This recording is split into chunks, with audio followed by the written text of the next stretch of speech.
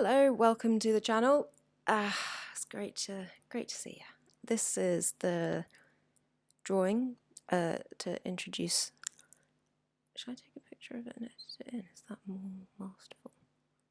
Yeah, I'm gonna do that. I'm gonna take a picture of it and edit it in. That's lovely, isn't it? Be still and know that I am God.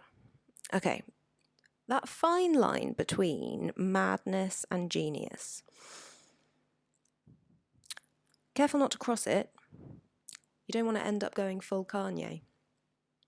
These are things I used to, the old melody, things we used to say. The masculine protects the unbalanced feminine. Yes, protect me from the unleashing of my wild abandon love. The effect could be devastating. Yes, protect me from this imbalance. Conquer the realms within, take watch on your mountain, all creation, all this structure divine. Can handle a little women's madness. A man who is not cowardly is not afraid of a woman's rage.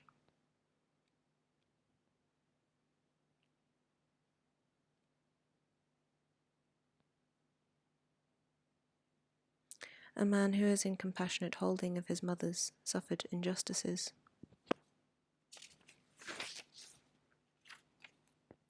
A man who takes the holy oath, the vow to clean up this old littered battleground of the realms within, to shine his torch into the puzzle room, the labyrinth of the realms within. This man is not afraid of a woman's genius. He can hold the stage for it, to light up very, very, very bright, and to shine lots and lots of brave, courageous love into our world. It's a simple truth. It's a simple truth. I'd like to end this one with a prayer for Kim and Kanye, because nobody understands the specificities of any situation which occurs, ever. The other day I was going into Asda via the car park, and there was a guy sleeping under the sort of curved, divine shell-shaped curve of this crazy sky road. Brighton Asda, you can Google it. Dude sleeping, beautiful dog. I've written, wow, this is a story. Okay. So this is just to remind me, but I don't have my hands free because I'm still holding this tape down. So this guy was sleeping with, he was laying front down, and he had this gorgeous dog sort of stood next to him, guarding, watching. And it didn't super look like he was breathing, so it was a little thing for concern. So I said to the dog, I said, "You good, bud?" And the dog sort of went, and I was like, "Okay, cool." And I was gonna leave it. So I left, but then the other passers-by sort of started gathering and making a scene. So I thought, well, I should probably divine feminine, divine masculine, hold space in this situation, partake in some community affairs, and it became a bit of a scene. And there are two, I found out that they were doctors just from overhearing. They were standing, sort of holding space, observing, which was the approach that I had first taken, I'll point out.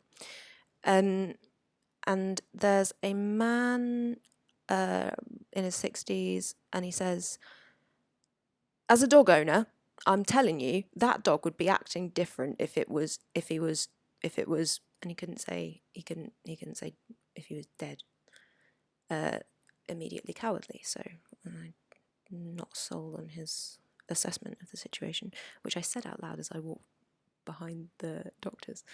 I'm such a drama queen. I vibe past the doctors and I'm already on the phone to 999. Some boys on scooters appear, and they are saying terrible, terrible things. Terrible, terrible, terrible, terrible things. And I blame the parents.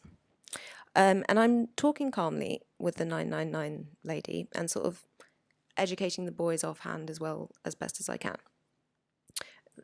For example, one of the boys says, "That dog's a see you next Tuesday," and so my response to that is he's trying to protect his owner, and then just carry on with blah blah blah. And the professional dog owner had begun to approach. I'm feeling like the anxiety of it. I swear. And as the guy who was a professional dog owner approached, the dog came forward in a defensive action, barked, gave a little suggestion of a nip, but he did not bite him. I promise he did not make contact with that man. The dog had most excellent boundaries and most excellent intention, possibly the most aware, responsible human being apart from the doctors in the space. Anyway, so eventually this woke the man up, and he sort of stood there like, and the hill, up the hill, so he's up this like slope from the crowd who are like jeering at him at this point. Like one of the little boys says, who were on scooters, he says, you smell like Sondheim hums in tricycles. You smell like that. And, which he did, but you don't need to say that, kid. So that must have been like a wild thing to wake up to, is the point. And the professional dog owner was saying, what you've got there is a dangerous dog, sir. Anyway. And one of the boys was shouting, you smell like poop. And the same boy called the dog a C word at that point, which is a word that I'm not afraid of or uncomfortable with at all, except when it comes out of the mouth of a 10-year-old boy. In the same utterance as he calls loudly for the execution, he was like, you got to get it put down. Blah, blah, blah. Terrible, terrible, terrible situation.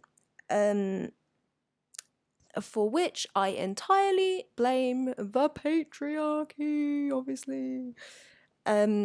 If you're a young man watching this and you get triggered by the term patriarchy, I completely understand why. But just bear with me, all right? Just bear with me, okay? And the taller, more peaceful, I've called him a little brother of mine, took the depth and truth of my rage gaze. And I leave it with the divine that this boy's leadership of the I'm sorry, I'm angry, the sheep around him, I hope his confidence in leadership develops, and that all the boys on this big garden respect and preserve that lovely balance, that generous, delightful understanding with the girls of their generation. And anyway, all this to say, I don't know what's gone on with Kim Kardashian and Kanye West, but I love them both very deeply, and I pray that individually they restore the balance between that sacred, intentional space holding and diligent attention, here named the energy of mastery, and that divine spark of unconditional love, here named the energy of genius.